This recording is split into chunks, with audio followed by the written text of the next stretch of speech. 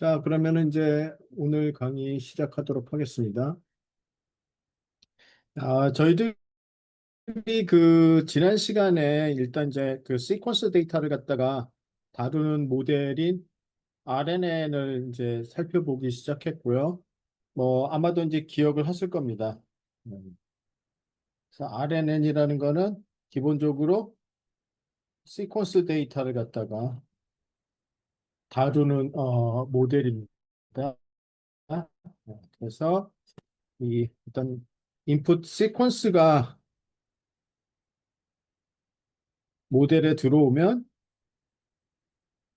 모델은 시퀀스를 처리해 갖고 아웃풋도 시퀀스로 이제 나가는 그러한 모델이죠. 그래서 그 모델에 들어가는 그 핵심적인 빌딩 블록이 이제 RNN이었었고요. RNN 관련해서는 저희들이 살펴본 거는 backprop through time에 대해서 살펴봤었고, 그 다음에 그 RNN에서 나타나는 두 가지 현상이 exploding gradient 그리고 vanishing gradient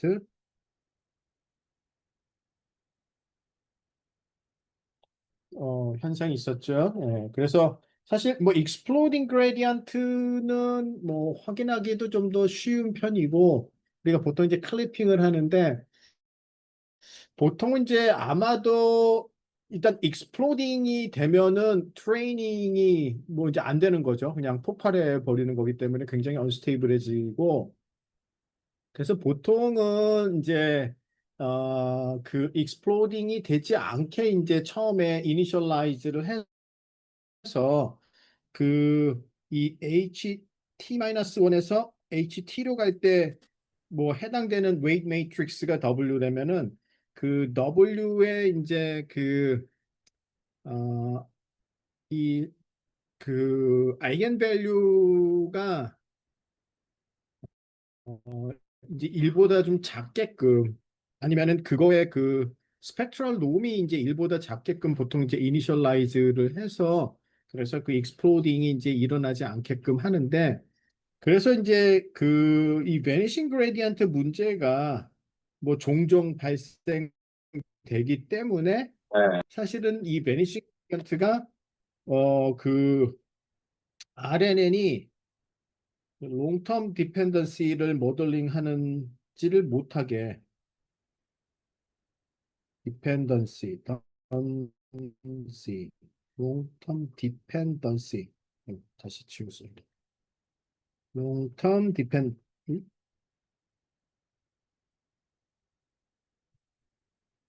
그 어떤 인풋 토큰들 간에 그 멀리 떨어져 있는 애 디펜던시를 갖다가 모델링 하는 데는 상당히 좀 그 어려움이 있어요. 그래서 이제 롱텀 디펜던시를 모델링 하는 데에는 상당히 RNN이 어려움이 있기 때문에 사실은 이제 그 이후에 이제 트랜스포머라는 그 모델이 나온 겁니다. 그래서 기본적으로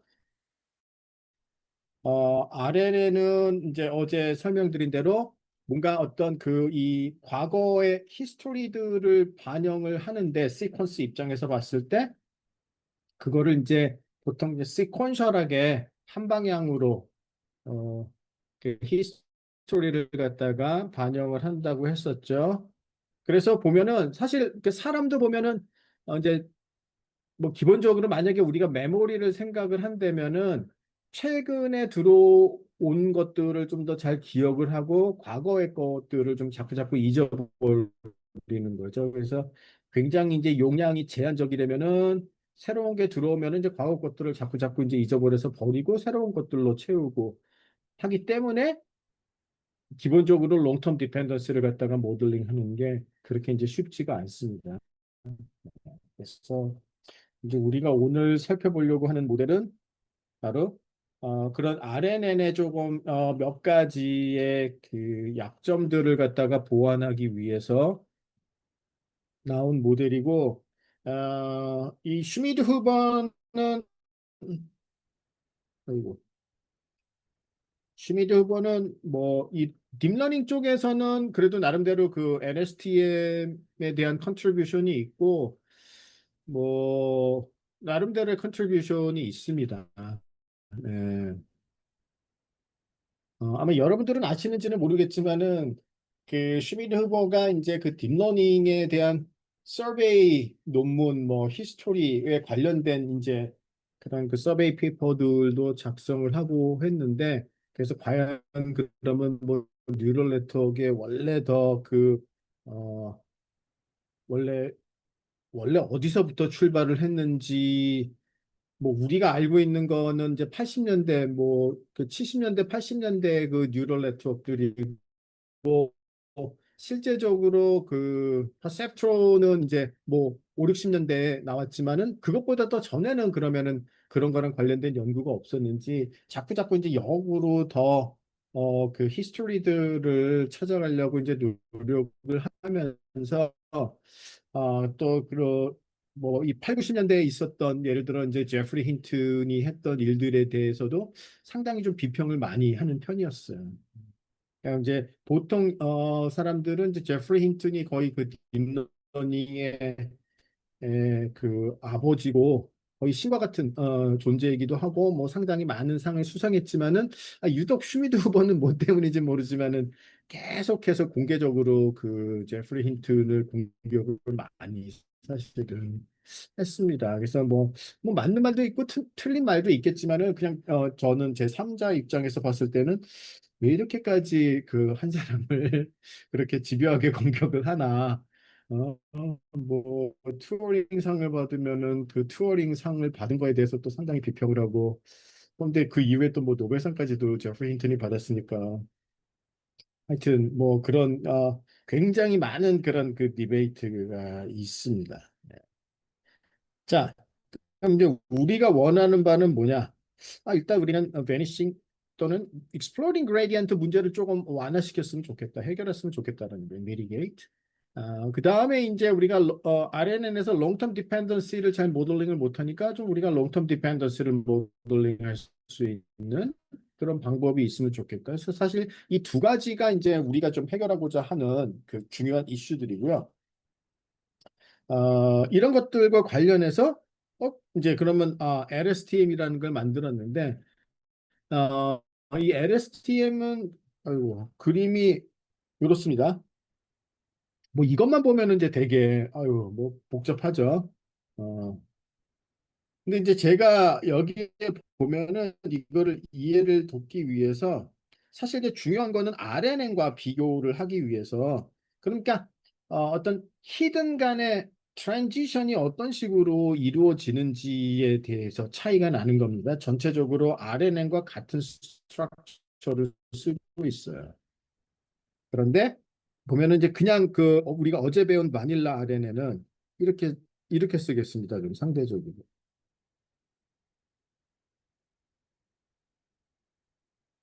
그러면은 어떤 타임 t에서의 히든 값은 뭐와 뭐가 결정을 하죠? 타임 t에서의 인풋 그리고 t-1에서의 히든 값. 이 두 개의 값이 현재의 히든 값을 갖다가 결정을 하는 거죠. 그리고 이 트랜지션은 어떤 식으로 이루어졌었냐면 RNN의 경우는 뭐 예를 들어 뭐 이러한 식이었겠죠. 그리고 이게 정확하게 뭐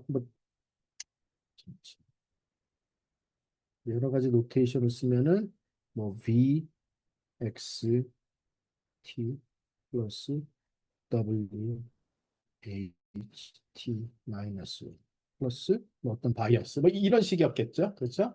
그래서 input XT 리니어 트랜스폼 그다음에 전 시간의 히든 값 HT 마이너스 1의 또 다른 리니어 트랜스폼 플러스 그다음에 바이어스 그러니까 이제 이러한 식으로 이제 현재 새로운 히든 값을 갖다가 결정을 했습니다.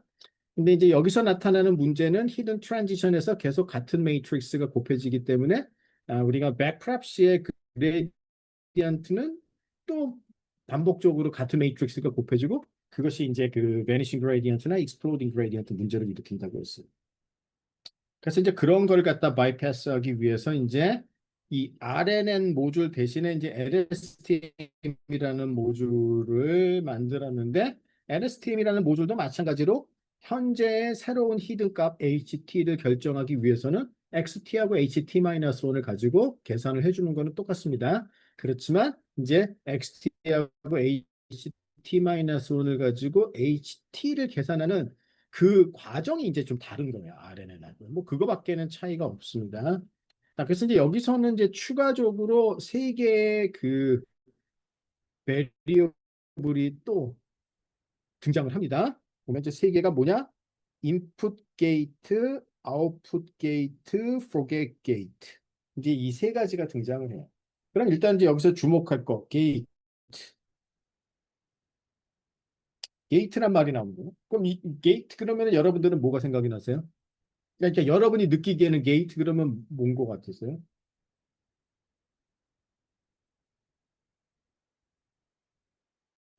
통과해야 되는 그냥 문이요. 여러분이 느끼는 것. 네? 통과해야 되는 문이요. 그래서 게이트웨이. 네, 그렇죠. 게이트가 문이에요. 그렇죠? 맞습니다. 그러면은 뭐 또 문은 영어로 다른 말 그러면 도어도 있잖아요. 그렇죠? 근데 그럼 왜 도어라는 말은 안 쓰고 여기서 게이트라는 말을 썼는지. 근데 이제 뭐 회로에서도 게이트가 있죠. 그게 이제 게이트가 의미하는 바는 뭐냐 하면은 그 마치 이제 문이에요. 그러면은 이제 문을 쾅 닫으면은 아무것도 통과가 못 되죠. 그다음에 이제 문을 활짝 열면은 그냥 그대로 다 통과를 시키는 거고 뭐 한 문을 반쯤만 열면은 한 반만 통과가 된다고 생각을 하세요. 그래서 문을 어느 정도 여느냐에 따라서 우리가 아예 통과를 못 시키거나 아니면은 완전히 다 통과를 시키거나 아니면은 적당한 뭐 반만 아니면 뭐 4분의 1만 또는 뭐 4분의 3만. 그래서 보통 이제 우리가 그 사이언스나 엔지니어링에서 게이트라는 용어를 쓸 때는 언제냐 그러면 보통 이제 그러한 거예요. 이렇게 얼마만큼을 통과시키느냐.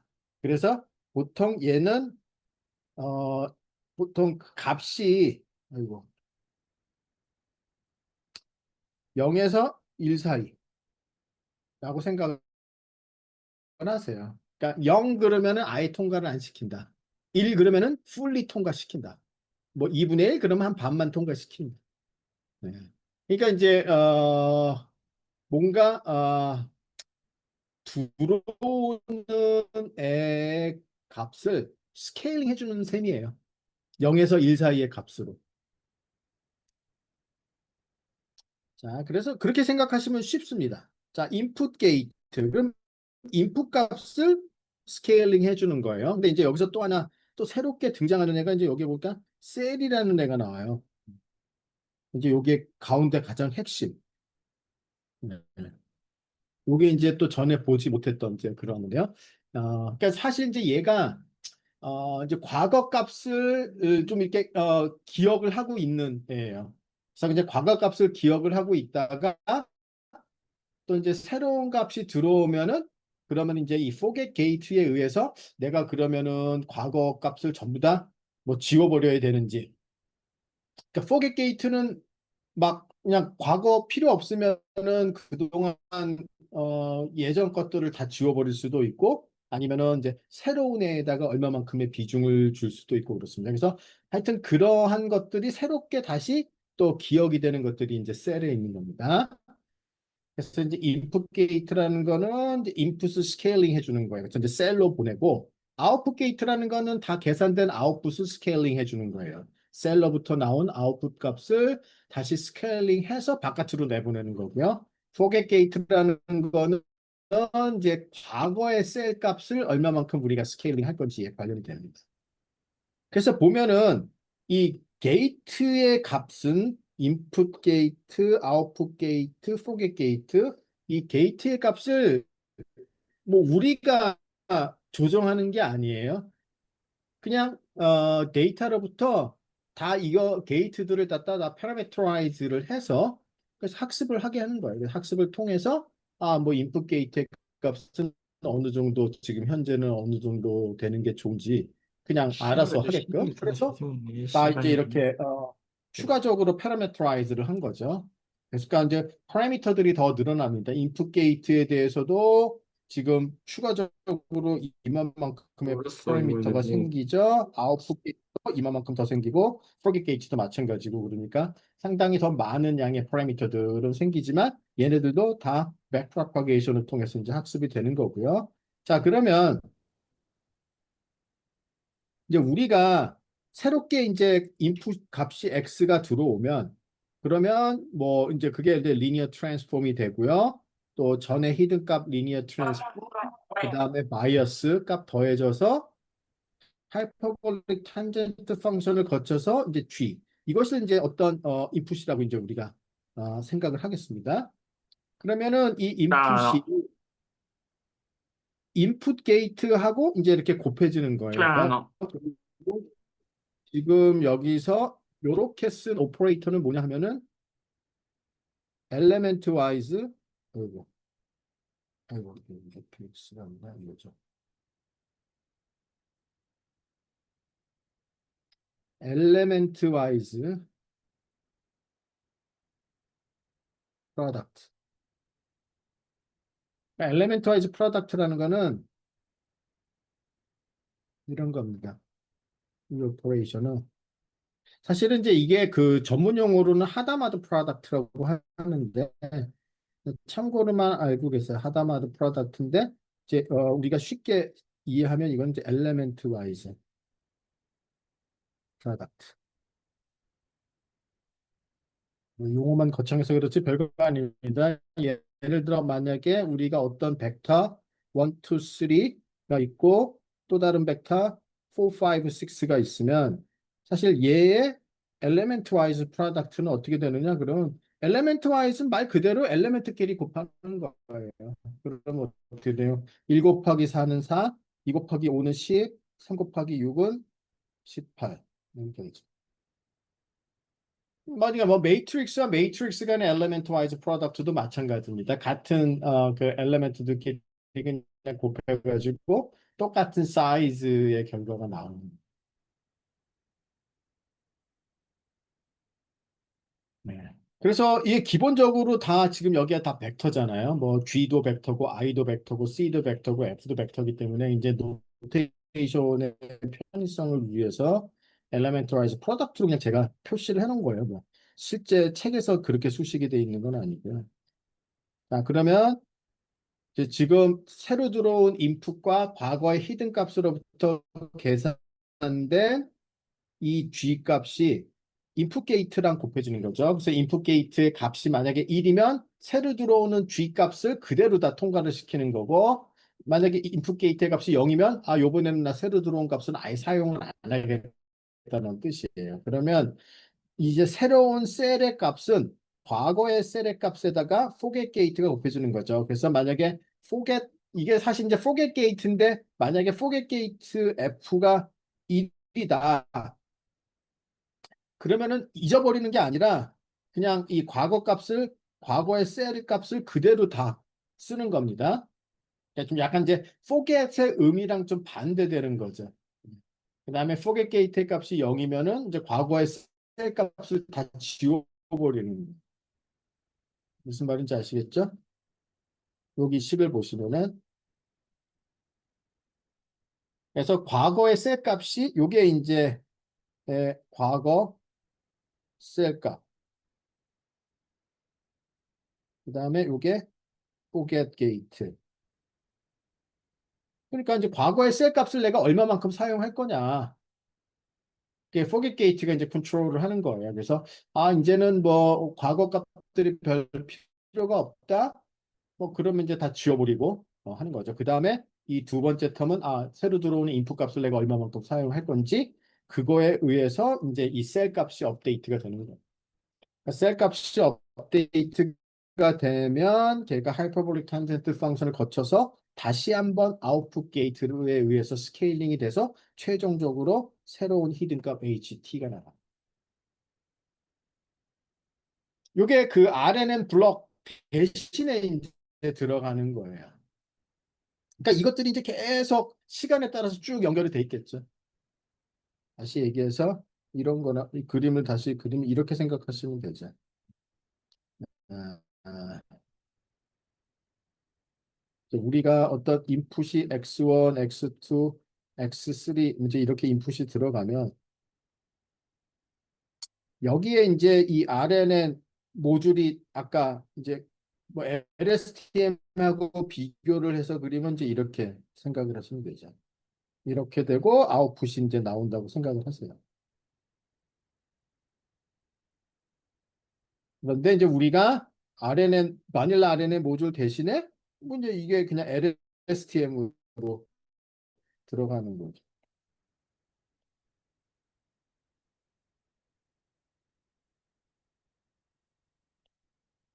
똑같은데 히든의 트랜지션만 바뀌는 거죠. 이제 LSTM 이고 이렇게 되죠. 그래서 실제 이제 여기서 이제 새로운 그 이 H2 값이 어떻게 계산되느냐 하면 이제 H1의 값 가지고 그러면 이제 H2가 LSTM이 X2와 H1의 값을 가지고 계산을 하는 과정이 이제 그 제가 지금 그 자료에서 보여드린 이러한 식으로 이제 계산이 이루어진다는.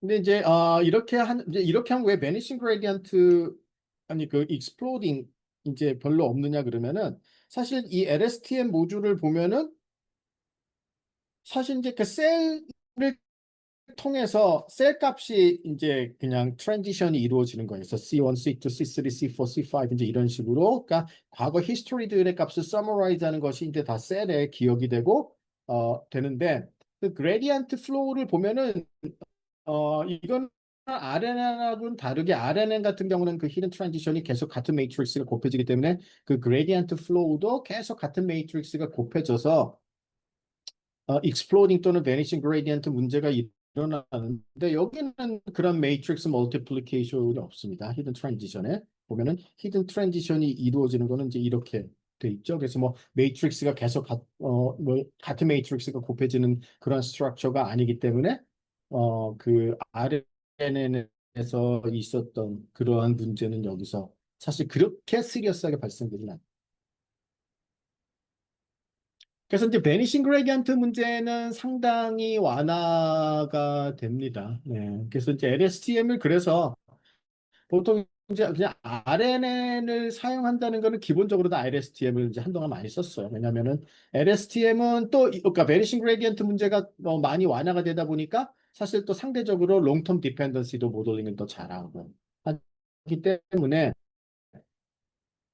우리가 뭐 RNN 계열을 써야겠다. 그러니까 뭐 RNN 모델 다르고 LSTM 모델 다르고 그런 건 아닙니다. 그냥 그 어떤 히든 트랜지션의 계산이 좀 다른 거지. 저는 뭐 RNN이나 LSTM 다 똑같은 모델 스트럭처를 똑같이 갖고 있습니다.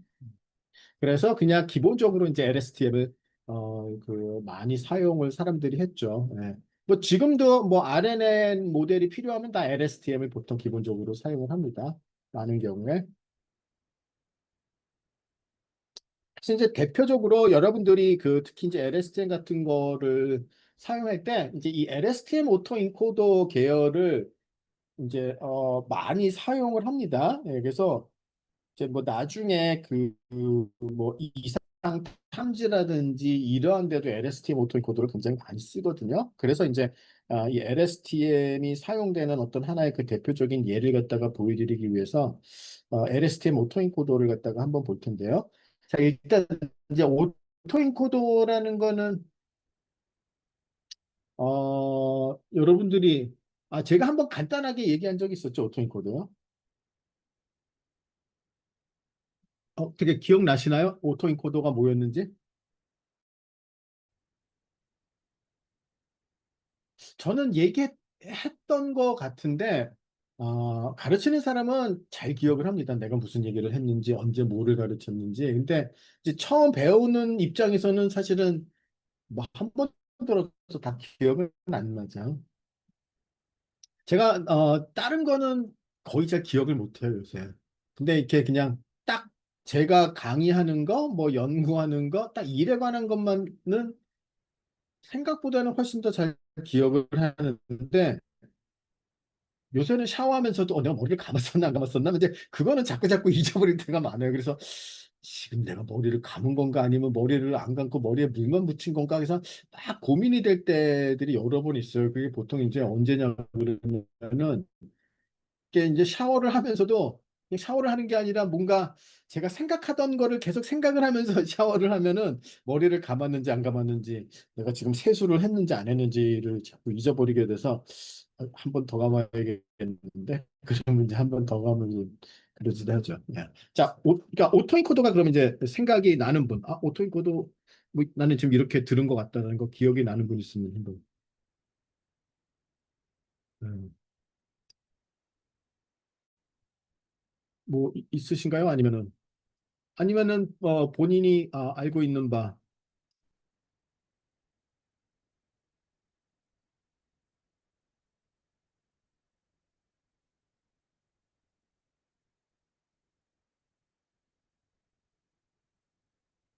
어떠세요? 네. 자, 일단 그 오토인코더가 기본적으로 이런 겁니다.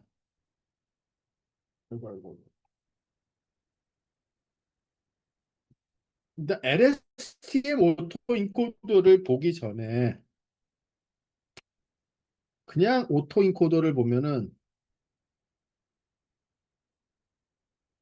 이제 우리가 어떤 그 벡터 인풋이 이렇게 이제 들어옵니다. 어떤 이제 벡터의 인풋이 왜 이렇게 이제 느리죠? 예, 들어오면은 일단 이제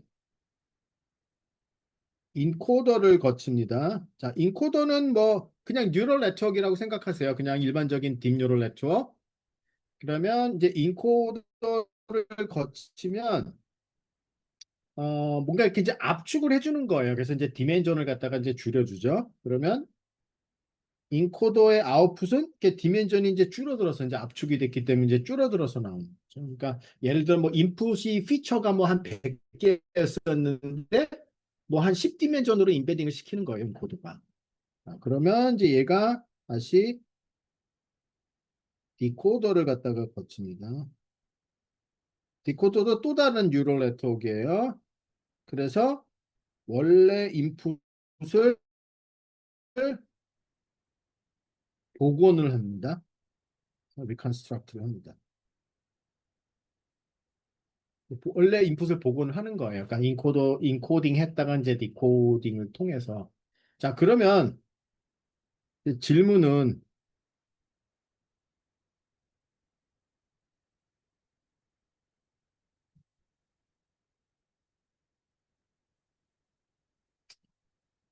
인코드하고 디코드 어떻게 트레이닝 시키냐 이거죠.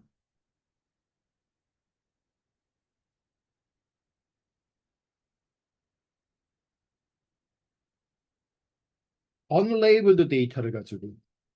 그러니까 지금 여기서는 이제 기본적으로 그냥 unlabeled 데이터밖에는 없습니다. 레이블링이 돼 있지는 않아요. 그러니까 이 X밖에는 없습니다. 그러면 이제 그 우리한테 주어진 unlabeled 데이터를 가지고 인코더하고 디코더를 갖다가 어떻게 학습을 시키느냐. 보통 이제 학습을 시키려면은 어떻게 됩니까?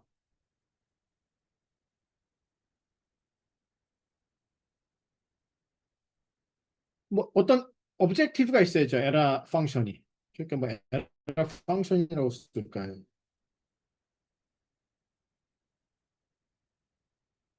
에러 펑션은 어떤 걸 쓰느냐는 거예요. 그러니까 기본적으로 뭐 뉴럴 네트워크는 다 트레이닝을 하려면은 어떤 에러 펑션이 있어야 되고요. 그럼 우리가 에러 펑션을 정해야 되고 그 에러가 줄어드는 방향으로 이제 옵티마이즈를 해서 그냥 다 트레이닝을 하는 거예요. 기본적으로요. 그러면 이제 이 경우에는 어떤 에러 펑션을 쓰느냐? 그러면 이제 우리가 생각할 수 있는 거는 에러 펑션 그러면은 아웃풋 얼마나 잘 복원됐느냐?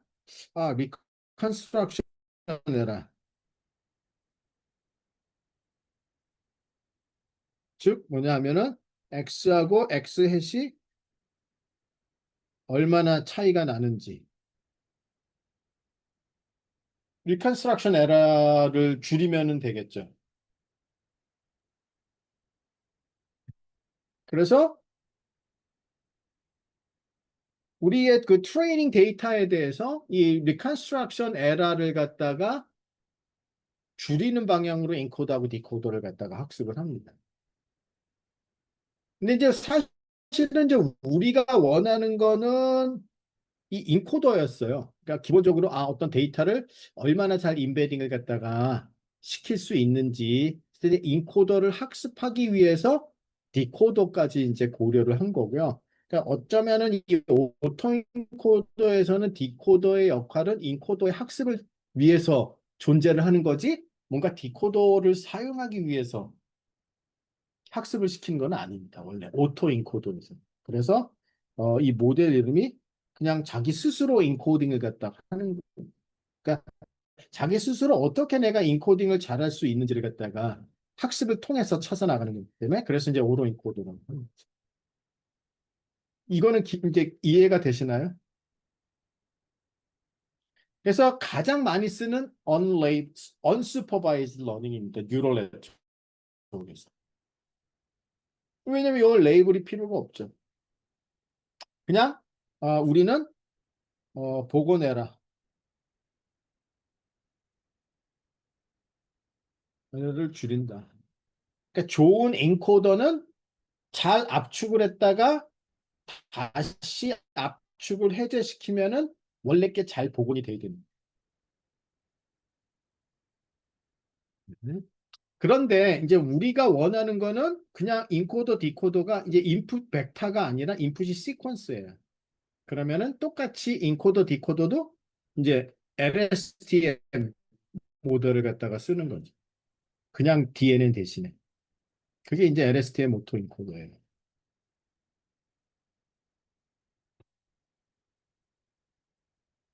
그래서 이제 이 LSTM 오토엔코더를 보면은 자,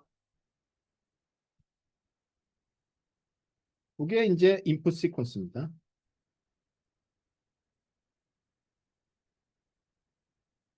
자, 인풋 시퀀스가 있으면 뭐 이거는 뭐 LSTM 오토엔코더도 있고 뭐 R에는 기본적으로 R에는 오토엔코더인 셈이에요. 예. 그러면 이제 우리가 그 RNN 아키텍처를 보면은 자 이제 그 히든 간에 이제 어떤 이 트랜지션이 있고 제가 이제 얘기를 했었죠. 요 마지막 요 마지막 히든이 이제 모든 그 중요한 정보들을 갖다가 다 서머라이즈를 갖다가 한다고 했었죠. 자, 그래서 이제 요게 인코더예요.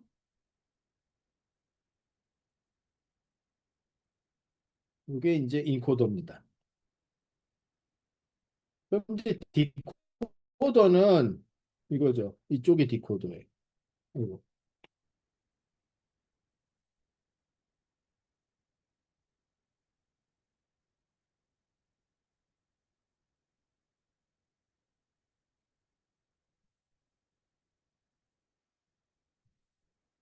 자, 인풋 시퀀스를 갖다가 다 이제 여기 압축을 해놨어요.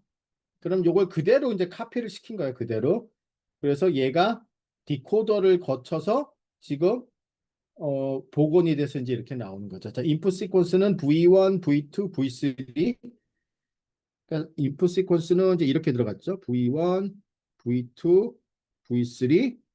복원이 어떻게 됐느냐 그러면은 이제 역순으로 됐습니다. V3가 먼저 복원이 되고 그 다음에 V2가 복원이 되고 V1이 복원이 되고. 뭐 그냥 원래 순서로 복원을 해도 되지만 보통은 이렇게 역순으로 복원을 하는 것이 좀 옵티마이제이션이 더 쉬워서 보통은 아키텍처들이 다 이렇게 역순으로 복원을 하는데 뭐 그거는 뭐 꼭 본인이 나는 뭐 원래 순서로 하고 싶다 그러면 뭐 그거는 뭐 크게 상관은 없지만 기본적으로 역순으로 복원을 보통은 많이 합니다. 그거는 뭐 이렇게 중요한 이슈는 아니에요, 여기서는. 네. 자, 그러면 이게 시퀀스를 얼마나 내가 잘 압축을 할 수 있는. 근데 이거는 굉장히 중요한 포인트거든요. 굉장히 쓸 때도 많고. 그러니까 이 얘기는 뭐냐면은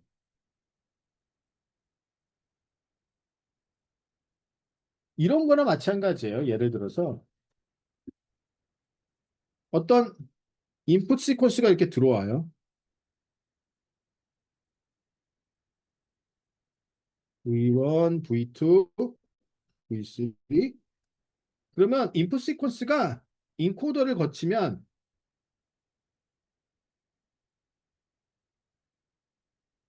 무슨 얘기냐 그러면 그냥 하나의 벡터로 임베딩이 되는 거예요. 그렇잖아요.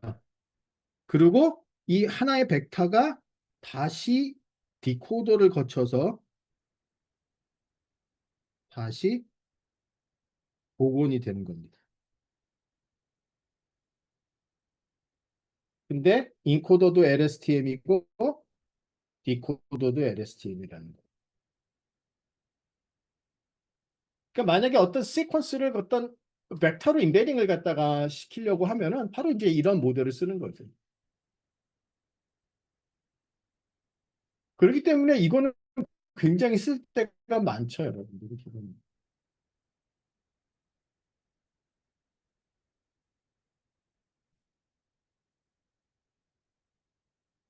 그러니까 시퀀스를 벡터로 임베딩을 잘만 시키면은 그러면은 뭐 우리가 할 수 있는 일이 굉장히 많거든요. 그러니까 시퀀스들 간의 뭐 비교 이런 것들을 시퀀스들 간에 직접 비교를 하는 것 대신에 그 임베딩 벡터들 간의 디스턴스를 보면 훨씬 더 비교하기가 쉬워집니다.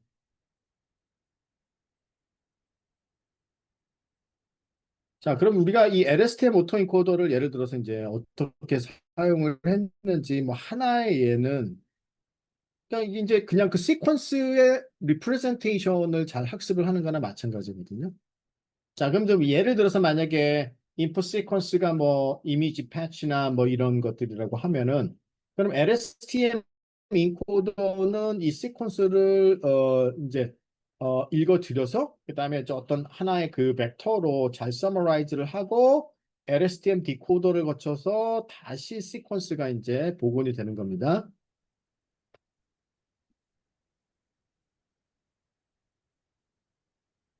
자, 그럼 이제 복원을 시킬 때 보면은 자,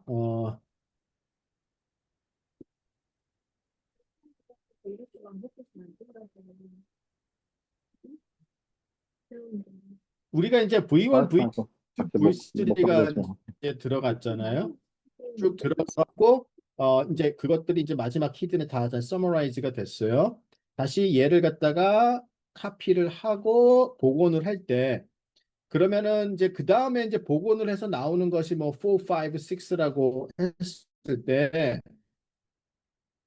우리가 이제 컨디셔널 디코더라는 거는 지금 이제 여기서 만약에 V4라는 값이 복원이 그러니까 만약에 아웃풋으로 나왔으면 그 다음 넥스트를 갖다가 제너레이트 할 때는 얘가 인풋으로 들어가는. 그러니까 지금 이제 내가 하나 제너레이트 했어요 V4를. 그럼 그 다음에 넥스트 토큰을 제너레이트 할 때는 이게 이제 인풋으로 들어가는 거죠. 이제 V5가 제너레이트 됐고요. V5가 그 다음에 인풋으로 들어가서 V6가 제너레이트 되는.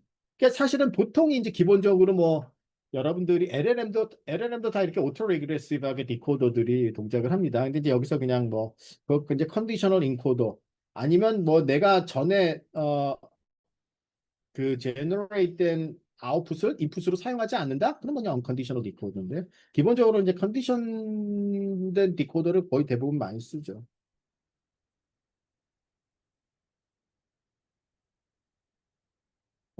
특히 이제 뭐 요런 것도 이제 뭐 가능하기는 해요. 뭐 예를 들어서 우리가 그 이제 이 컴포짓 모델은 어떤 거냐 그러면은 그러니까 사실은 그 어떤 예를 들어 뭐 비디오가 있건 어떤 시퀀스가 있을 때 이제 그 시퀀스의 리프레젠테이션들을 잘 학습으로 즉 다시 얘기해서 좋은 인코더를 갖다가 학습을 하고 싶다. 자, 그럼 이제 우리가 그냥 그 LSTM 오토 인코더를 써도 되고 아니면 이제 LSTM 오토 인코더 지금 이렇게는 LSTM 오토 인코더예요. 똑같죠? 그 다음에 만약에 어떤 이제 우리가, 아, 이, 넥스트 시퀀스 아니면 이제 넥스트 토큰들을 갖다가 뭐 프레딕트하는 타스크를 준다고 하면은 이쪽은 프리딕션이에요. 프리딕터예요. 그러니까 V1, V2, V3를 받아서 4, 5, 6를 갖다가 얼마나 잘 프레딕트 하느냐. 그러면 오토 인코더에서 오는 에- 에라 그리고 프레딕션에서 오는 에라 이 두 개를 가지고 인코더를 갖다가 학습을 하기 때문에 그냥 오토 인코더만 가지고 학습하는 것보다는 좀 더 낫지 않느냐. 두 개의 에라 소스를 가지고 학습을 하기 때문에 뭐 그런 의미에서 컴포짓 모델이라고 붙였습니다. 그래서 뭐 이거를 보면은 이제 그냥 간단한 얼마나 이제 이 넥스트 토큰들을 얼마나 잘 프레딕트를 하는지를 갖다가 이미지에서 보면은 자, 그럼 이제 어떤 이 이미지의 시퀀스입니다. 자, 요게 이제 인풋 시퀀스예요. 그리고 이제 이거는 이제 그 그라운드 트루스. 그러니까 만약에 이제 우리가 1번을 가지고 2번을 갖다가 예측을 하는 문제로 생각을 하겠습니다. 전체 시퀀스를 봤을 때. 그러면 이제 뭐 원 레이어 모델, 투 레이어 컴포짓 모델, 그리고 그 다음에 이제 투 레이어 컴포짓 모델의 컨디셔널 프레딕터까지 하면은 이제 만약에 그 어떤 이 인풋의 리컨스트럭션 어, 뿐만 아니라 이제 이 미래 값들을 갖다가 얼마나 잘 예측을 하는지를 보면은 이제 아무래도 원 레이어보다는 이제 투 레이어가 더 좋고 이제 컨디셔널 디코더를 쓰게 되면 이제 제일 좋죠. 그래서 우리가 리프레젠테이션을 잘 학습을 하면은 이제 이 시퀀스에서 프레딕션들이 훨씬 더 좋아지는 겁니다. 그러니까 뭐 뉴럴 네트워크에서는 뭐든지 잘 하려면은 당연히 리프레젠테이션 러닝이 상당히 중요한 거예요. 그래서 약간 리프레젠테이션 러닝이라는 거는 인코더를 얼마나 잘 학습을 하느냐의 문제고요. 그러니까 이건 뭐 그냥 어떤 간단한 토이 example이에요. 만약에 이제 우리가 어떤 시퀀스 프레딕션 문제를 생각했을 때 시퀀스 프레딕션이라는 거는 지금 우리가 알고 있는 요만큼을 가지고 그다음에 미래에 어떤 값들이 들어올지를 갖다가 예측을 하는 문제는 마찬가지 아니에요. 그거를 갖다가 우리가 이 LSTM 오토 인코더나 아니면은 이제 이거는 이제 프레딕션 문제이기 때문에 LSTM 아까 이 오토 인코더의 컴포짓 모드를 갖다 쓰는 거죠. 네, 그래서 우리가 프레딕터를 통해서 오는 에라 그레디언트하고 그다음에 그 리컨스트럭션 에라의 그 그레디언트 두 개를 가지고 학습을 해서 그 다음에 이제 이 LSTM 오토 인코더는 나중에 뭐 어너멀리 디텍션을 한번 제가 강의를 할 때 다시 LSTM 오토 인코더는 이 타임 시리즈에서 이제 어너멀리 디텍션을 할 때도 굉장히 많이 쓰기 때문에 이 LSTM 오토 인코더는 잘 기억을 하고 계시면은 뭐 좋겠습니다. 네. 그래서 LSTM 프레딕터하고 이제 LSTM 오토 인코더 두 가지를 봤습니다. 두 가지 다 사실은 뭔가 이게 거의 비슷하죠. 인코더, 디코더의 스트럭처. 그러니까 이 LSTM 프리딕터도 사실은 보면은 인코더, 디코더의 형태를 띠고 있는데 디코더가 리컨스트럭션용이 아니라 이제 프리딕션용. 아키텍처가 조금 다를 뿐이지 라지 랭귀지 모델도 다 이런 스트럭처예요. 그러니까 인코더 거쳐서 그 다음에 또 디코더. 그러니까 뭐 트랜스포머를 쓴다. 그러면 그냥 LSTM 대신에 트랜스포머 모델을 쓰는 거지 인코더 디코더 스트럭처를 쓰는 그 철학은 지금은 뭐 다 똑같습니다. 어차피 뭐 LLM도 다 next word predict 하는 문제이기 때문에요. 그러면 어떤 다음 단어를 예측할 때는 지금 현재 단어가 당연히 인풋으로 들어가야죠. 그래야 그게 이제 다음 단어에 얼마만큼 영향을 미치기 때문에 그렇습니다. 혹시 뭐 요까지 질문하고 싶은 거 있으신가요?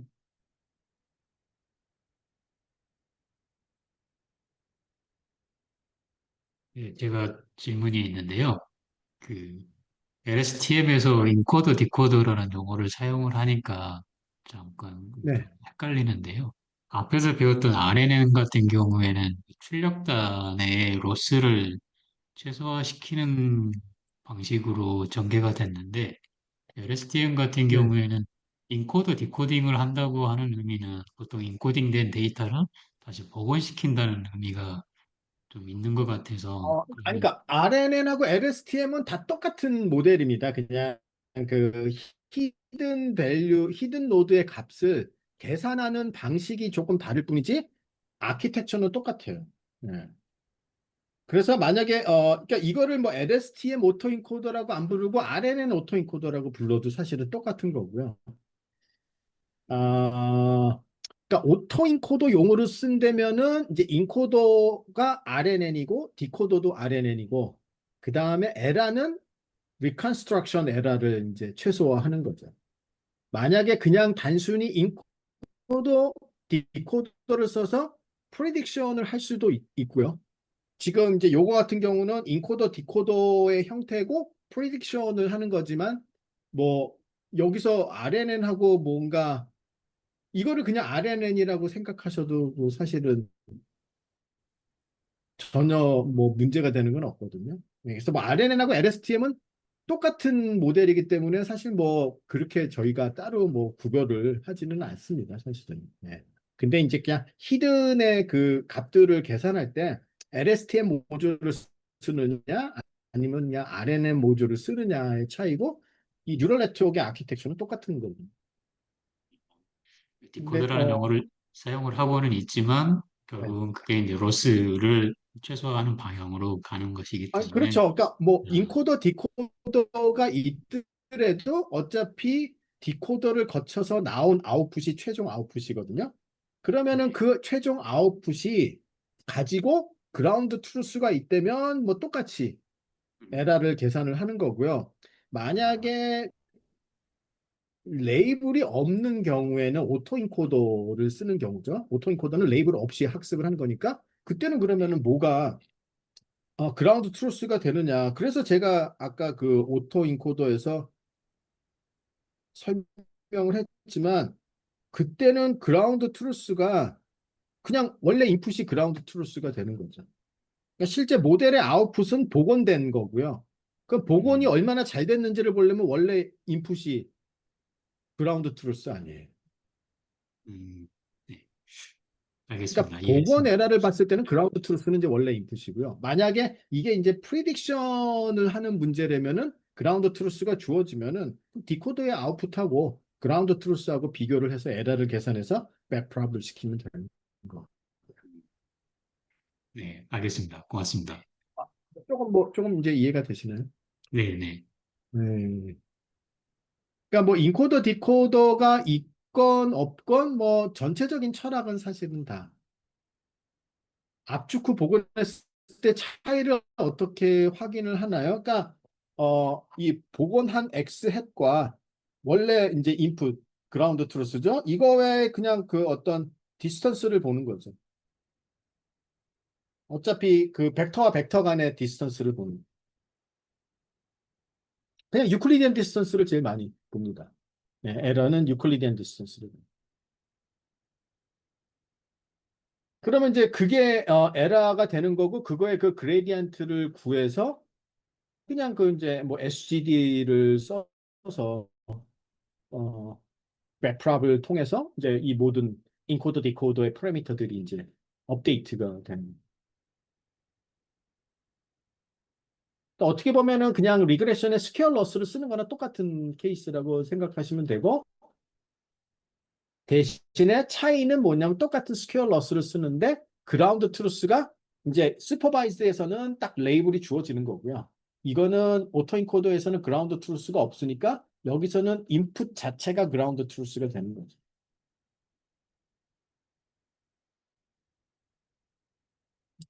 네, 잠깐만 10분간 브레이크를 갖고 다시 시작하겠습니다. 이제 다시 시작하도록 하겠습니다.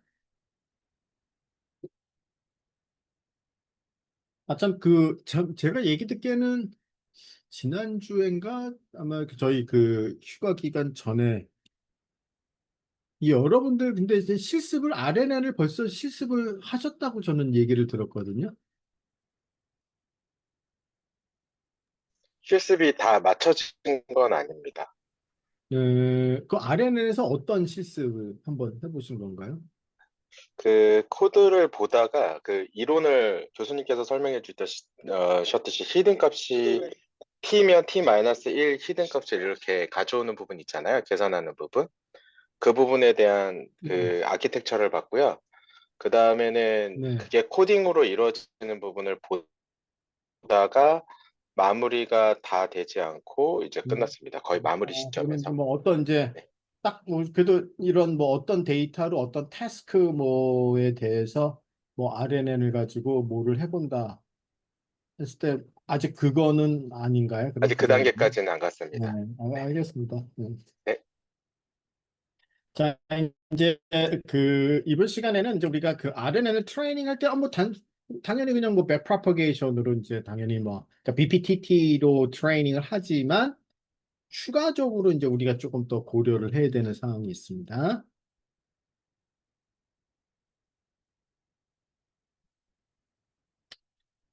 이거를 이제 조금 더 우리가 이거 약간 이제 수학적으로 보면은 자, 인풋 시퀀스가 이제 X1부터 XT고요. 아웃풋 시퀀스가 Y1부터 YT예요. 그러면은 이제 이 모델은 인풋을 받아서 아웃풋 시퀀스를 계산해 주는 거기 때문에 사실은 이 컨디셔널 프로바빌리티를 계산을 해 주는 거나 마찬가지죠. 그렇죠? 그러면은 이 컨디셔널 프로바빌리티는 체인 룰에 의해서 그러면 현재 YT는 그 이제 우리가 이런 거는 아시죠? 뭐 인풋은 잠시 뭐 무시를 하고 그냥 단순히 이 세 개의 조인트로 생각했을 때는 이거는 어떻게 우리가 디컴포즈가 가능하죠? 이렇게 되죠.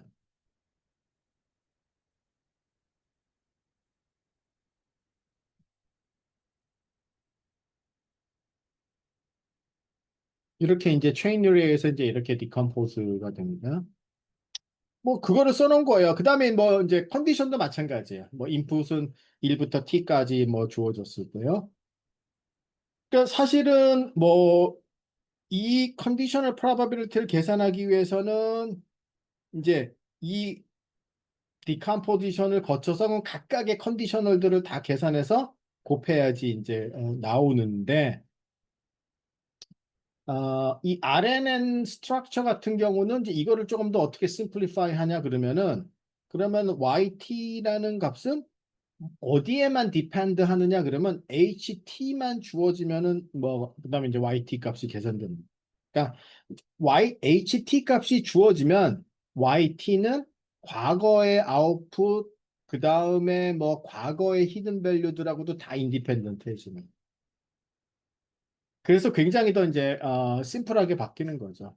그래서 이제 그런 아키텍처를 이제 우리가 디자인을 한 거고 어쩌면은 이렇게 되는 게 금방 여러분들이 이해가 안 가실 수도 있어요. 그렇게 이 모델링에 아직 익숙치 않기 때문에. 근데 그 RNN 모델을 놓고서 한번 이게 진짜로 맞는지 안 맞는지를 한번 곰곰이 생각을 해보세요. 그러니까 RNN 모델이라는 건 뭐 이거 아니에요. 그냥 이 모델이죠. 자, X1, X2, X3가 들어가서 Y1, Y2, Y3가 나오나.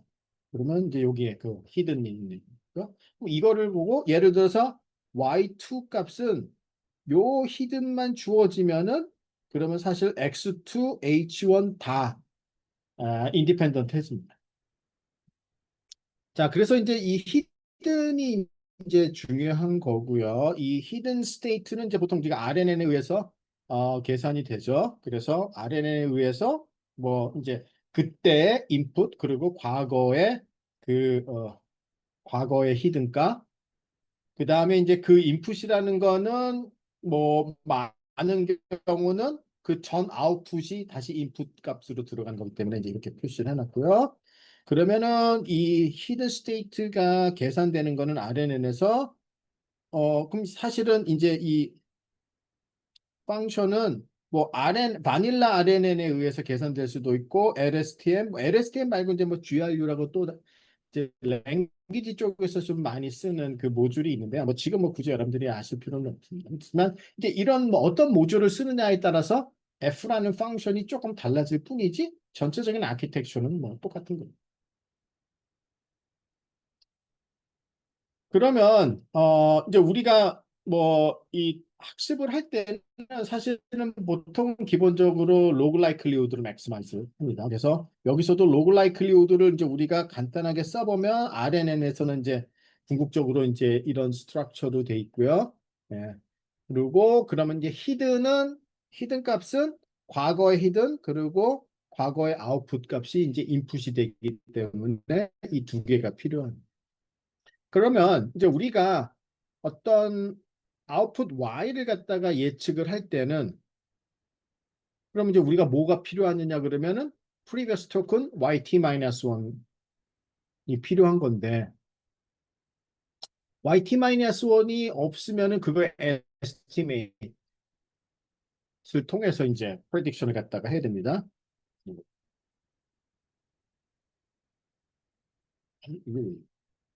네.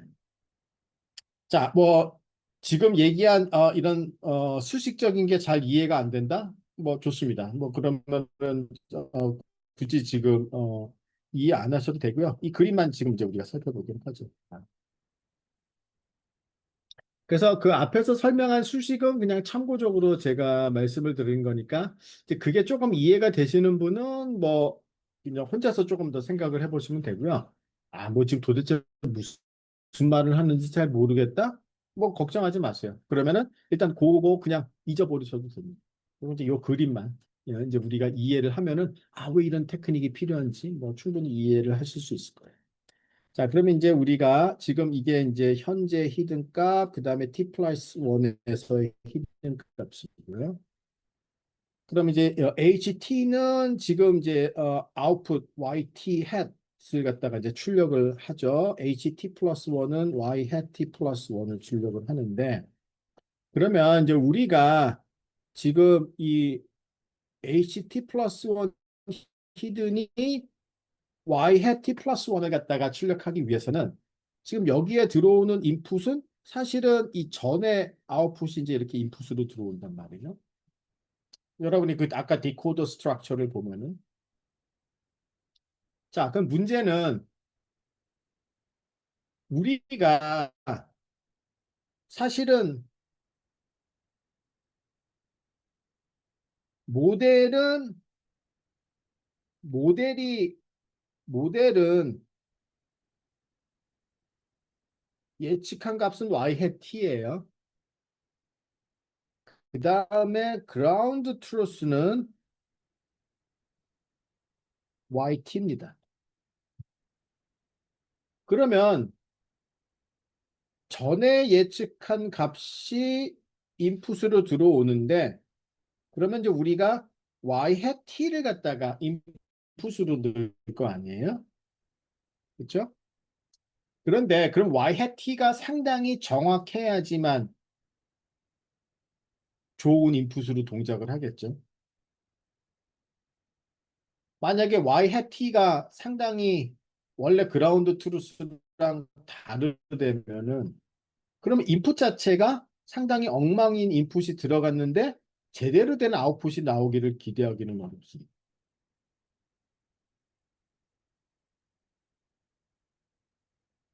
그리고 특히 지금 이제 학습을 막 시작을 했어요. 그럼 초반에는 당연히 아직 모델이 학습도 제대로 아직 안 돼 있는 상태에서 지금 예측된 아웃풋 값들은 상당히 true랑은 상당히 떨어져 있습니다. 근데 그렇게 잘못 예측된 값들이 계속 인풋으로 들어가면 또 엉망인 아웃풋이 나오고 엉망인 아웃풋이 그 다음 인풋으로 들어가서 더 엉망인 게 나오고 이러면은 이제 잘못된 게 계속 이제 이 악순환이 되는 학습이 잘 안 되죠, 당연히. 그래서 teacher forcing이라는 방법은 뭐냐 그러면은 모델이 예측한 아웃풋 y hat 값 대신에 어차피 우리는 이제 그라운드 트루스가 있으니까 그냥 그 그라운드 트루스 값을 그냥 인풋으로 넣어주자. 그래서 teacher forcing이라고 하는 겁니다. 이건 이미 8, 90년대에 이미 사용됐던 방법이고요. 지금 제가 설명한 왜 이게 필요하고 이렇게 하는 게 어느 정도 make sense 한지 지금 이해가 되시나요? 아니면은 지금 제가 설명하고 있는 게 이거 굉장히 이제 RNN에서 중요한 포인트인데 지금 설명한 게 이해가 되는지 안 되는지만 저한테 좀 알려주세요.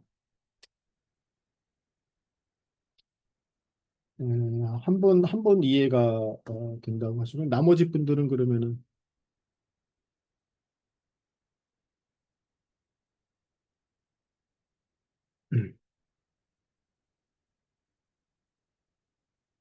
계속 그 그라운드 트루스 값을 갖다가 인풋으로 넣는 겁니다. 그러니까 먼저 이해를 해야 되는 거는 왜 예측 값이 그 다음에 인풋으로 들어가는지. 어, Y의 값들은 당연히 그냥 계속 아웃풋으로 출력이 되니까 그거는 이제 우리의 아웃풋이죠, 당연히. 다만 그 이 인풋 디코더에서 인풋으로 들어가는 애들이 그 예측된 값을 인풋으로 넣는 건 아니고요. 이제 그냥 정답을 갖다 넣는 거고 아웃풋은 그대로 나오는 거죠. 그것들을 쓰는 게 아니라 그게 이제 우리 아웃풋이죠.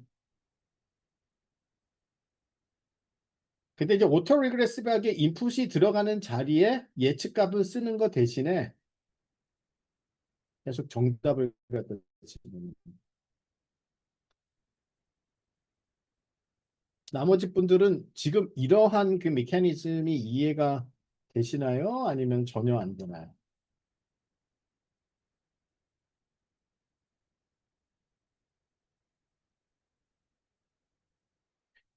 이건 이제 시퀀스이기 때문에 그런 거예요. 그냥 기본적으로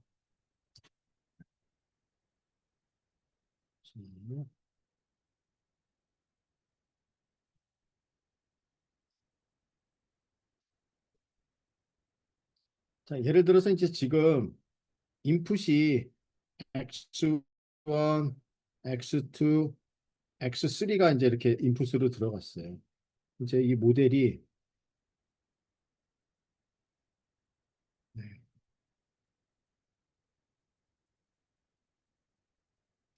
x1, x2, x3가 들어갔죠.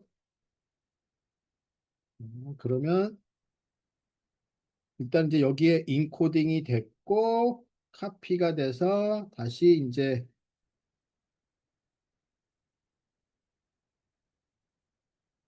임베딩 하고 그다음에 다시 뭐 프레딕션을 갖다가 한다고 했을 때 그러면 이제 실제 이제 우리가 원하는 거는 아웃풋이 y1, y2, y3인데 이제 이거는 이제 우리의 햇을 붙인 거는 이제 그 모델의 아웃풋입니다. 그다음에 그라운드 트루스는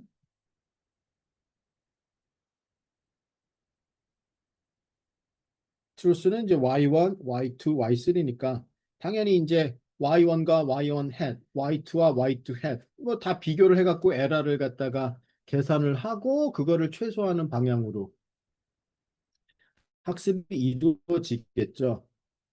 근데 여기서의 그 이 관건은 뭐냐면은 자 그러면 우리가 이 모델이 지금 이 히든을 통해서 y1 햇을 갖다가 예측을 해서 예측값을 내놨어요. 그럼 이제 y1 햇까지는 나왔죠.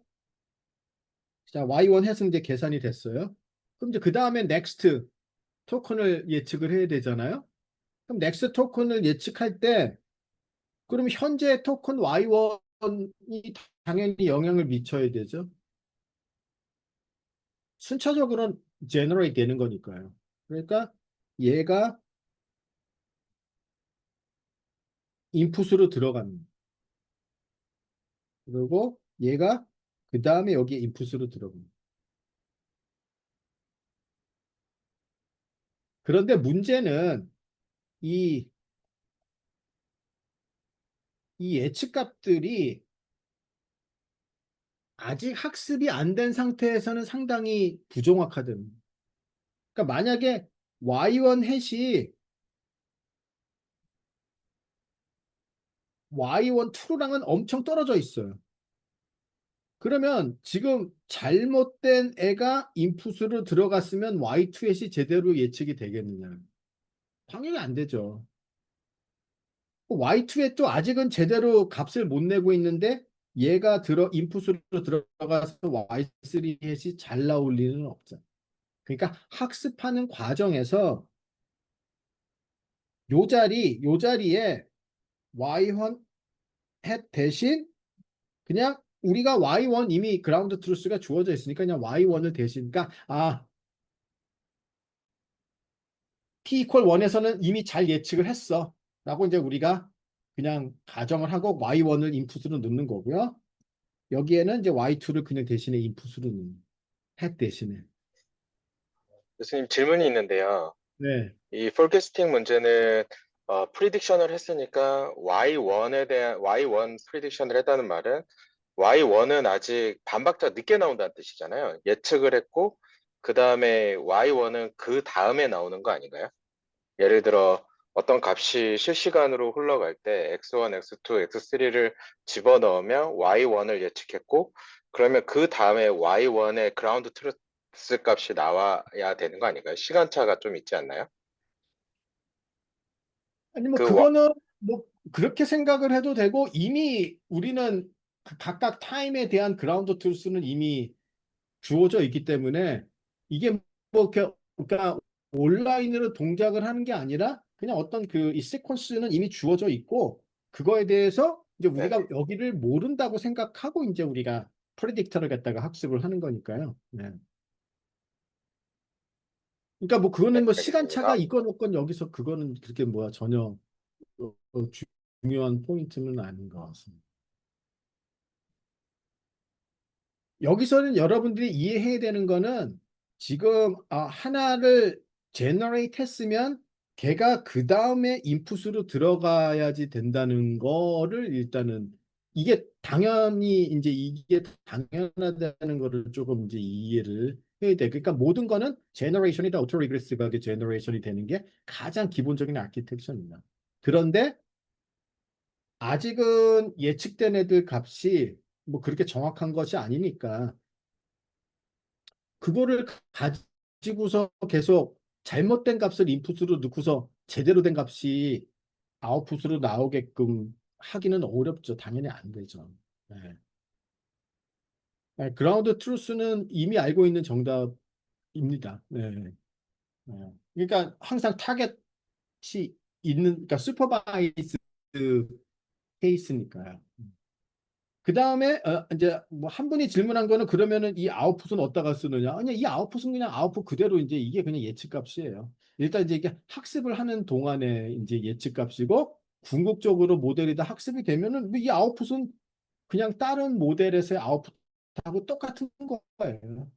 학습하는 과정에서 인풋으로 여기에 들어가는 거를 예측된 아웃풋 값을 쓰느냐, 그라운드 트루스를 쓰느냐 이제 그거의 차이입니다. 학습하는 과정에서. 그런데 이제 학습이 잘 안 되니까 처음에 그냥 에이 우리 그라운드 트루스 알고 있으니까 그냥 걔값 정답을 자꾸 집어넣는 거죠. 그러니까 Y1이 정확하게 들어가면 Y2가 예측되는데 훨씬 도움이 되는 거죠. 근데 이제 이게 문제가 뭐냐면은 학습이 굉장히 잘 되는데 문제가 뭐겠습니까?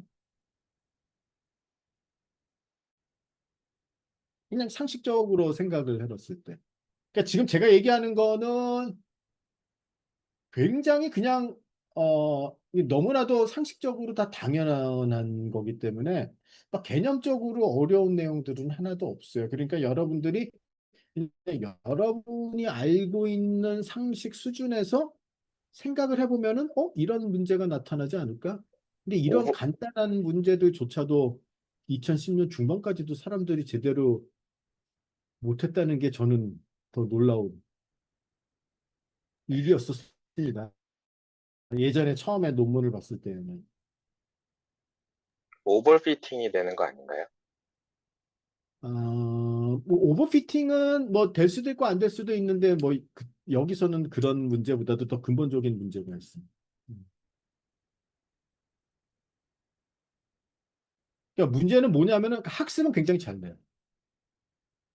근데 이제 인퍼런스 시에 테스트 데이터에 대해서 이제 어떻게 돼요? 테스트 데이터를 생각해 보세요.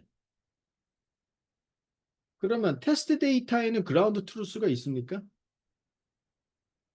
없죠.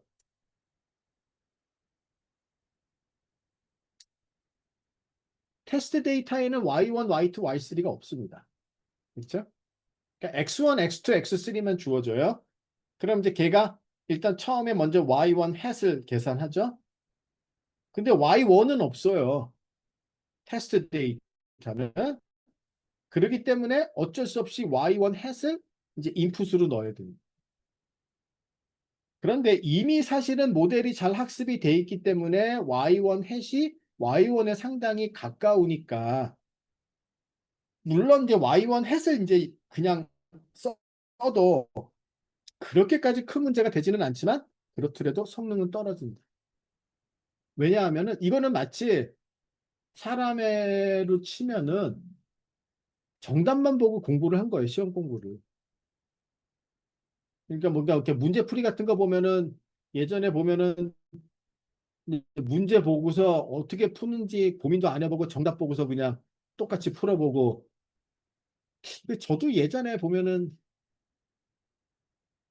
너무 오래된 옛날 얘기지만은 그 학교 다닐 때 보면은 중고등학교 때 그런 친구들 있잖아요. 나 어제 무슨 그 연습 문제를 갖다가 한 100문제를 풀었다. 막 200문제 풀었다. 아니면 막 그 참고서 한 반 정도는 막 다 막 공부했다. 근데 대부분 그런 친구들이 성적은 별로 안 좋고 잘 못해요. 예? 이제 저 같은 경우는 어제 한번 몇 문제 정도 한번 풀어본 것 같은데 어떻게 뭐 몇 시간 공부했는데 막 100문제, 200문제를 막 다 하는지. 그게 이제 티처 포싱으로만 학습이 된 겁니다. 근데 이제 시험은 정답이 제공되는 게 아니잖아요.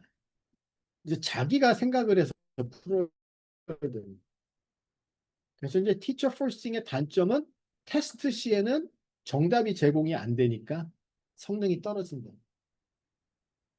그렇다고 해서 아주 동작을 안 한다? 그렇지는 않아요. 왜냐 그러면은 이미 학습이 잘 되면 Y1 햇이 Y1에 상당히 가깝기 때문에 Y1을 인풋으로 넣는 것 대신에 Y1 햇을 넣더라도 크게 그렇게 문제가 되지는 않지만 성능은 떨어진다. 그겁니다. 그래서 그러면 이제 그 문제를 어떻게 해결을 할까?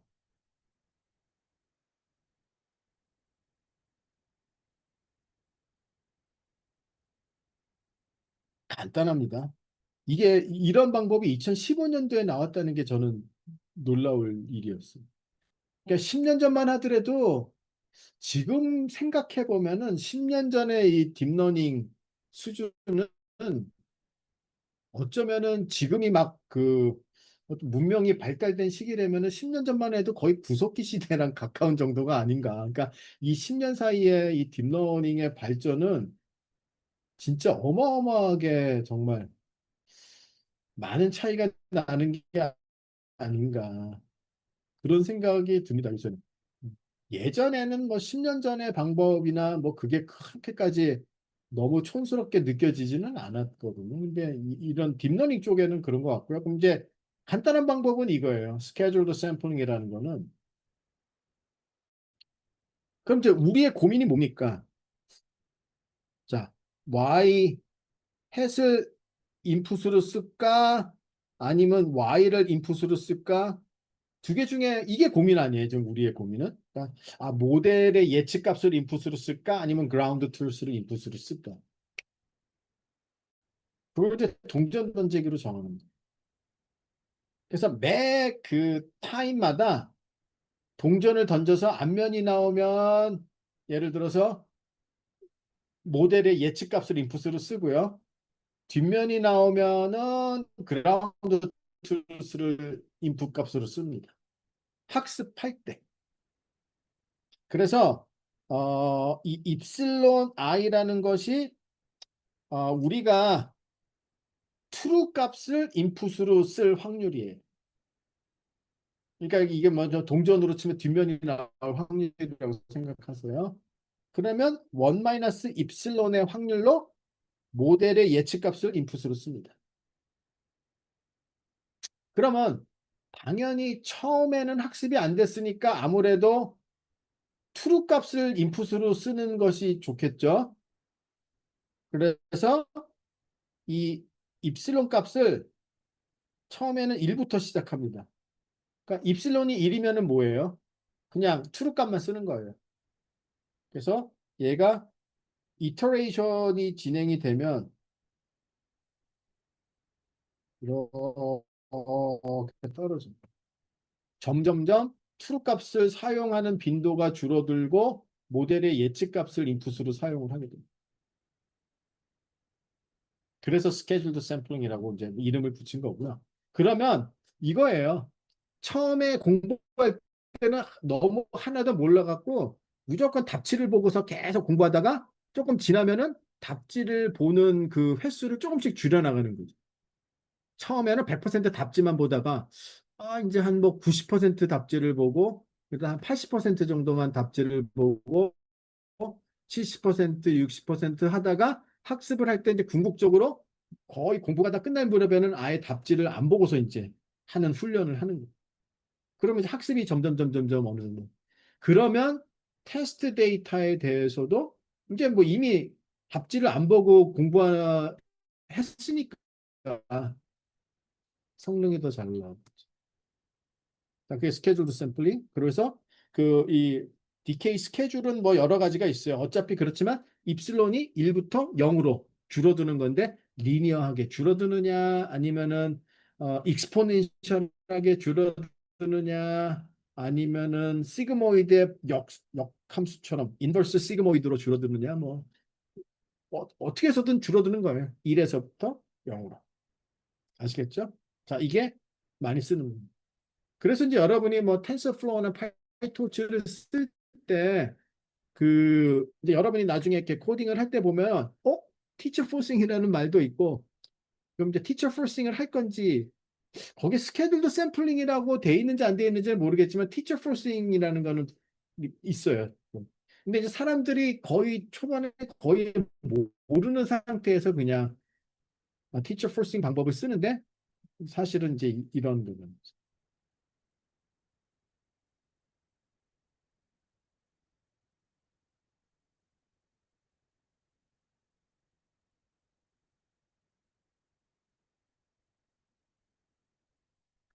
그렇고 이제 요거 좀 이제 어텐션 조금 어렵습니다. 제 경험으로는 제가 강의를 해보면은 근데 이제 또 지금 이 시대가 뭐 트랜스포머 시대고 어텐션에 이제 익숙하니까 어쩌면 이제 여러분들도 조금 쉽게 이해할 수도 있겠지만은 아, 일단은 이제 한번 보시죠. 근데 예전에 모르겠습니다. 이제 이게 RNN 강의도 저도 해본 지가 벌써 한 몇 년 전. 뭐 요새는 뭐 제가 굳이 이런 뭐 기본적인 내용 강의를 할 일은 사실은 거의 없다 보니까 최근에 2, 3년은 훨씬 더 그냥 어드밴스한 토픽들을 주로 그 연구원들한테 더 많이 가르쳤었고 기본적인 내용을 그렇게 한 몇 년 전까지만 강의를 했던 것 같은데요. 자, 이렇게 한번 생각해 보겠습니다. 뭐 어텐션이라는 거는 혹시 어텐션이 뭔지 기본적으로 뭐 트랜스포머를 좀 공부를 해보신 적이 있나요?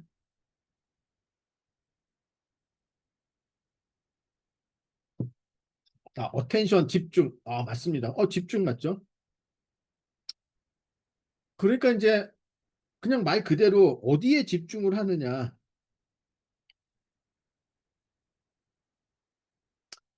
근데 이제 개념적으로는 이렇게 생각을 해보세요.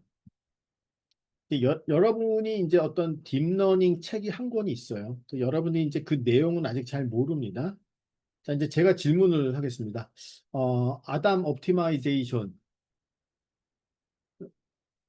뭐냐라고 이제 물으면 그러면 이제 제일 이렇게 무식한 방법은 뭐냐면 이제 첫 페이지부터 첫 번째 챕터부터 쭉 계속 보면서 아담 옵티마이제이션이 어디에 있는지 모르니까 이제 계속 처음부터 쭉 보는 거예요. 그래서 이제 책을 처음부터 끝까지 다 보면 아담 옵티마이제이션도 뭐 중간에 어디에 나왔을 테니까 이제 그거에 대한 내용을 갖다가 이제 공부를 하겠죠. 이제 이게 RNN이 기본적으로 이러한 구조예요. 시퀀셜하게 그냥 쭉 보는 거니까요. 처음부터 끝까지. 그러니까 시간도 되게 오래 걸리죠. 이제 어텐션의 개념은 뭐냐면은 아담 옵티마이제이션 그러면은 처음부터 끝까지 보는 게 아니라 그럼 내가 옵티마이제이션 챕터에 집중을 해야겠네. 그래서 이제 옵티마이제이션 챕터로 가서 거기 내용을 집중적으로 보는 거예요. 그러면 훨씬 더 효율적이고 더 정확하게 더 빨리 필요한 내용들을 갖다가 습득을 할 수 있겠죠. 그런 개념하고 사실 똑같아요. 근데 이제 이 개념이 원래 이제 왜 나왔냐 그러면은 사실 다 이 RNN이나 LSTM이 이제 머신 트랜슬레이션에 쓰이면서 나왔는데요. 이렇게 생각을 해보지. 인코더 디코더를 이제 우리가 생각했을 때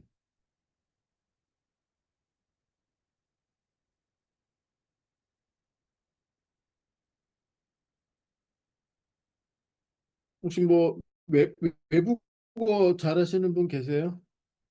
제가 아는 외국어는 별로 없기 때문에 이힐리베 이힐리베가 이렇게 쓰네 스펠이 이힐리베 ML 뭐 도거라고 생각하세요? 이게 정확하게 좀 스펠이 맞는지 안 맞는지는 혹시 도거를 좀 저 고등학교 때 도거를 잠깐 배우고는 안 배워서 자 근데 이건 이제 영어로 번역을 하는 겁니다. 그러면 I love machine learning 이렇게 이제 번역이 되기를 원하는 거죠. 그러면 이제 얘가 이제 타겟 값이죠. 그렇죠? 원래 이제 I love 이게 이제 정답이잖아요.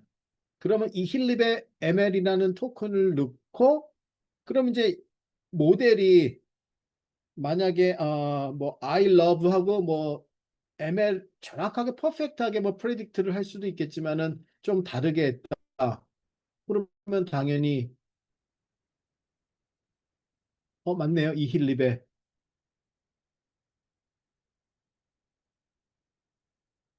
ML 리베가 러브 맞죠? 뭐 하여튼 그렇습니다. 네.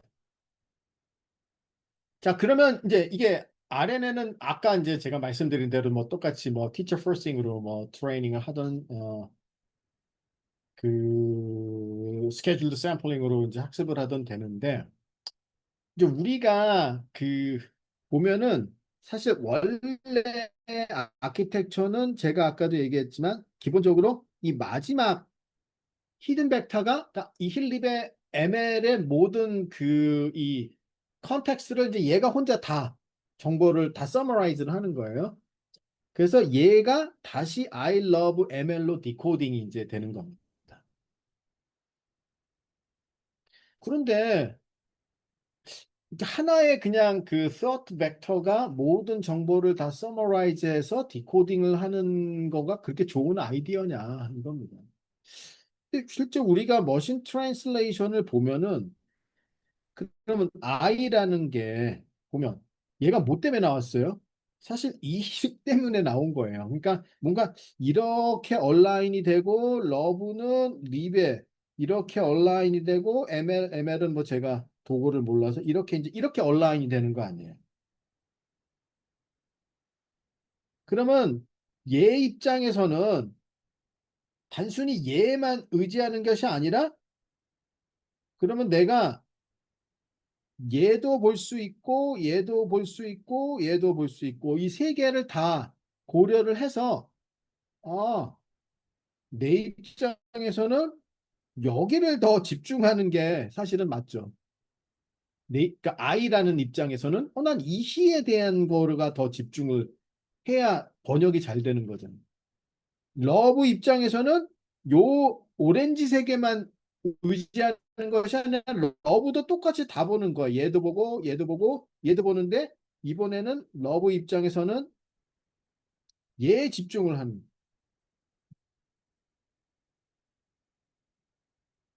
이게 이제 어텐션의 개념이에요. 그래야 뭔가 번역을 할 때도 얼라인이 잘 됩니다. 훨씬 더 성능이 좋아집니다. 그러면 어떻게 이제 어디에 더 집중을 해야 되는지를 모델이 다 적절하게 어떻게 계산을 해줄 수 있으며 그걸 어떻게 이제 우리가 표현할 건가. 개념은 이제 이러한 건데 그게 이제 실제 RNN의 어텐션이 가장 먼저 쓰였습니다. 2015년도에 이고요. 그 논문을 보시면 이제 이렇습니다. 예, 아이고. 그래서 그 대표적인 논문이 이제 2015년도 논문이고요. 예, 이게 이제 Neural Machine Translation by Jointly Learning to Align and Translation. 근데 뭐 논문 제목에는 어텐션이 안 들어가 있지만 이게 이제 그 RNN 인코더 디코더 스트럭처의 어텐션의 개념까지 추가가 돼서 머신 트랜슬레이션의 성능을 갖다가 높인 거고요. 뭐 요시아 벤지오 그룹에서 나왔고 여기 이제 그 두 번째 저자가 이제 그때 한번 제가 물어봤을 때 한 분이 얘기해 주셨는데 조경현 박사 이제 두 번째 저자고요. 지금은 아마 제가 알기에는 뉴욕 대학의 교수로 있습니다. 예, 그래서 사실은 이제 이 일은 상당히 이제 유명한 논문입니다. 그래서 이게 어텐션이라는 거를 머신 트랜슬레이션에 쓰기 시작한 아마 좀 시초가 되는 논문이고요. 물론 그 트랜스포머에서의 어텐션은 같은 개념이지만 이제 이 뭔가 동작하는 거라든지 구현 이런 거는 뭐 전혀 좀 다릅니다. 자, 그래서 이제 이거는 뭐 제가 아까 지금 얘기를 했던 거고요. 자, 그럼 이제 우리가 RNN 인코더 디코더를 보면은 일단 인풋 시퀀스는 ABC고요. 아웃풋 타겟 시퀀스가 WXYZ예요. 네. 그러면 이제 우리가 ABC를 넣어서 WXYZ를 갖다 프레딕트 하기 위해서는 이제 어, 이러한 인코더 디코더 스트럭처를 지금 이제 써야 되는데요. 개념적으로는 이제 그러면 이게 수식이 너무 많아서 그런데 이제 요거를 잠깐 생각을 하겠습니다. 뭐냐면 자, 디코더를 한번 일단 살펴보겠습니다. 디코더를. 왜냐하면 이제 디코더에서 그러면 이제 내가 인코더의 어떤 그 이 히든을 어텐드 해야 되는지를 갖다가 봐야 되잖아요. 자, 그러면 이거는 이제 디코더고요. 지금 얘는 이제 인코더예요. 자, 그럼 이제 디코더 입장에서 예를 들어서 S3는 디코더의 히든입니다. 아시겠죠? 자, 그러면 이제 인코더의 히든은 H1, 2, 3, 4, 5 다섯 개가 있습니다. 자, 그럼 S3 입장에서 내가 H1, H2, H3, H4, H5에 얼마만큼 내가 어텐드를 해야 되는지 그거가 바로 알파 3, 1, 알파 3, 2부터 알파 3, 5 이 다섯 개의 코에피션트입니다. 그러니까 즉 이거는 S3가 H1에 얼마만큼 어텐드를 해야 되는 알파 3, 2는 S3가 H2에 얼마만큼 어텐드를 해야 됩니다. S3가 H5에 얼마만큼 어텐드를 해야 됩니다. 그러면 이제 Y3, 그러니까 S3에 들어가는 인풋은 당연히 이제 Y2의 값도 들어가지만 추가적으로 들어가는 컨텍스트가 뭐냐 그러면은 이거예요. 알파 3, 1 H1 플러스 알파 3, 2 H2 해서 이것들의 다 썸. 이거를 컨텍스트 벡터라고 부릅니다. 그러니까 당연히 모든 히든들의 웨이리드 썸으로 들어가는데 아까는 오로지 원래 스탠다드 아키텍처 저는 마지막 히든 값만 사용했지만 이제는 인코더의 모든 히든 값들을 보는데 각각 얼마만큼씩 어텐드 할 건지는 알파에 의해서 결정이 되는 거고요. 그 알파로 웨이트를 줘서 그 모든 인코더의 히든들의 웨이티드 썸이 컨텍스트 벡터로 인풋으로 들어가서 그래서 궁극적으로 Y3가 프레딕트 됩니다.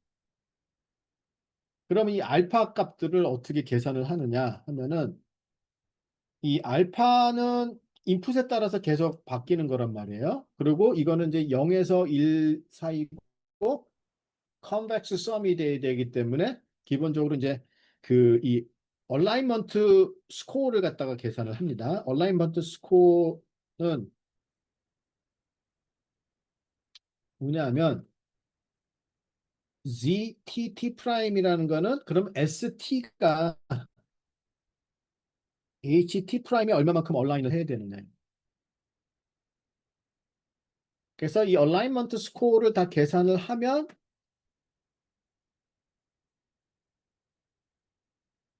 얼라이먼트 스코어가 계산이 되죠. 그래서 소프트맥스를 거쳐서 알파 TT 프라임이 계산이 됩니다. 0에서 1 사이 그리고 컨벡스 썸으로 만들어주기 위해서. 그러면 얼라이먼트 스코어는 어떻게 계산을 하느냐? 얼라이먼트 모델을 또 하나 추가적으로 둡니다. 그거는 아주 레이어 몇 개 없는 피드포워드 아주 작은 사이즈의 피드포워드 뉴럴 네트워크를 쓰고요. 그러면은 그 얼라이먼트 스코어를 계산하기 위해서 우리가 인풋은 당연히 그러면은 지금 ST 입장에서는 ST-1의 값은 당연히 사용을 해야 되죠. 그리고 이 HT 프라임 그러니까 이제 그 인코더의 히든. 왜냐하면은 사실 ST 값은 우리가 ST 값은 아직 계산을 안 했기 때문에 ST 값을 쓰면은 좋지만 ST는 아직 없습니다. 그래서 이제 ST-1을 쓰는 거고요. 당연히 그 다음에 HT 프라임 요 두 개의 값이 인풋으로 들어가서 피드포워드 뉴럴 네트워크를 거쳐서 얼라이먼트 스코어가 계산이 되고 얘가 소프트맥스를 거쳐서 이렇게 이제 어텐션을 얼마만큼 해야 되는지, 그러니까 ST가 HT 프라임의 어텐션을 얼마만큼 해야 되는지가 0에서 1 사이 값으로 계산이 되고, 그게 다 계산이 됐으면 컨텍스트 벡터가 계산이 돼서 그것이 ST를 계산할 때 인풋으로 들어갑니다. 이게 이제 기본적인 그 구조입니다. 일단 한번 요거를 조금 곰곰이 생각해 보시고요. 뭐 내일 다시 조금 요거를 우리가 다시 좀 더 살펴보고 그다음에 이제 나머지 내용들 또 나가기로 하겠습니다. 혹시 요까지 질문 있으시면은 뭐 질문해 주세요.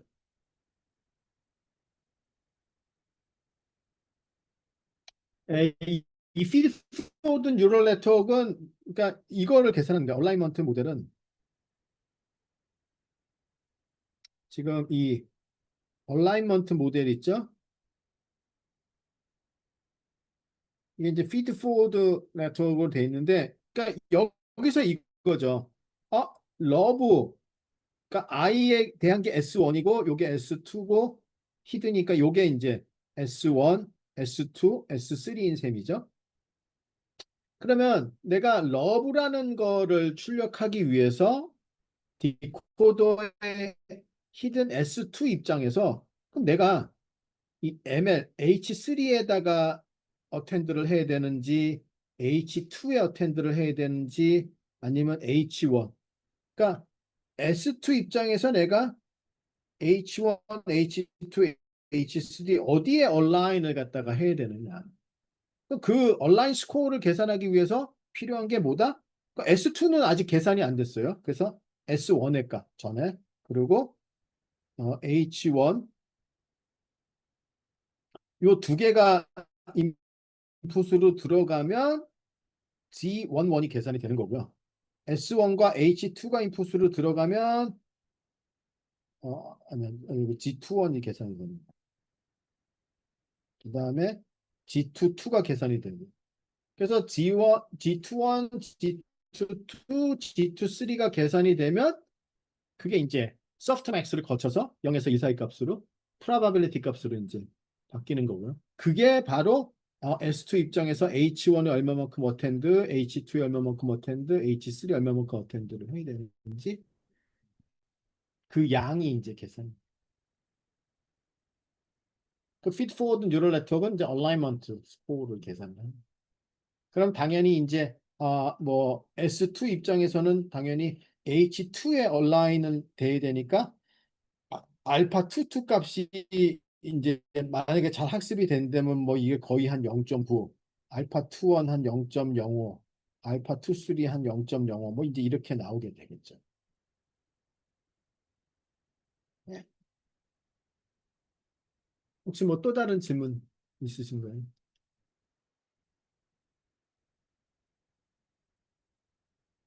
네, 그러면 오늘 수업은 여기까지 하도록 하겠습니다. 네, 수고들 하셨습니다.